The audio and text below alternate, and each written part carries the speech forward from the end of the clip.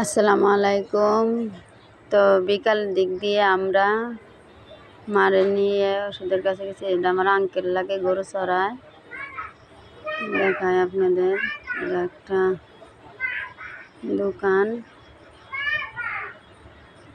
দোকানের নিয়ে গেছি, কারেন্টের চুলা নষ্ট হয়েছিল, ওই জন্য দোকানে নিয়ে গেছি। আর সাথে মারে ফার্মেসিতেও নিয়ে গেছি।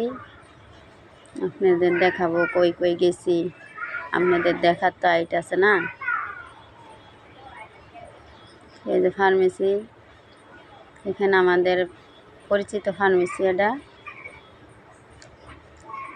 আপনাদের দেখাই। দেখছি পানের দোকানে গেছি মার জন্য পান নিতে। দোকানের আঙ্কেল, এটা আঙ্কেলের দোকান। দেখেন